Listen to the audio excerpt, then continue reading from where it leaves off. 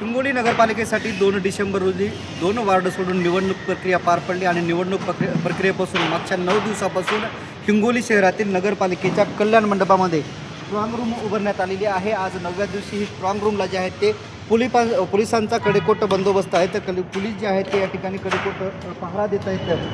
SRPची एक तुकडी असेल, त्याचबरोबर महाराष्ट्र पोलीस असतील, हे जे आहे ते या कल्याण मंडपाला जे आहे मागच्या 9 दिवसापासून कडेकोट पहारा देण्याचे बंदोबस्त आहेत।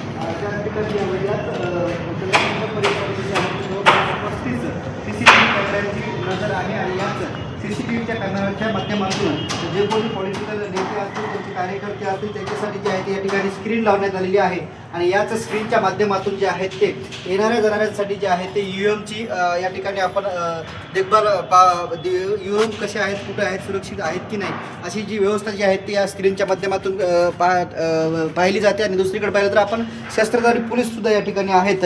हीच आहे ती स्क्रीन। या स्क्रीनच्या माध्यमातून 1 2 3 4 5 6 7 8 जवळपास 8 ते 9 विंडो जे आहेत ते या CCTVची या स्क्रीनवरती आहेत।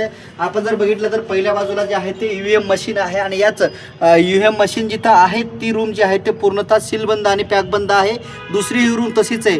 तर दुसरीकडे बाकीच्या विंडोजमध्ये जे आहेत ते ओपन स्पेस आहे आणि जे कोणी पॉलिटिकल VIP इथले म्हणजे राजकारणी असतील, कुठल्याही पक्षाचे असो ते, त्यांच्यासाठी ही स्क्रीनची व्यवस्था करण्यात मागच्या 9 दिवसापासून जे आहे ते या ठिकाणी एक SRPची तुकडी असेल, त्याचबरोबर महाराष्ट्राचे पोलिसांचे काही कर्मचारी अधिकारी असतील, ते जे आहे ते कडा पहारा देत आहेत। अजून काही दिवस म्हणजे 21 तारखेपर्यंत असाच कडा पहारा आपल्याला या ठिकाणी पाहायला मिळणार आहे।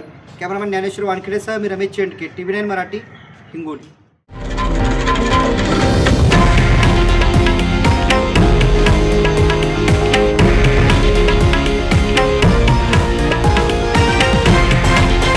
हे आहे देशातील नंबर 1 न्यूज नेटवर्क आणि आपण पाहत आहात TV9 मराठी, एकमेव।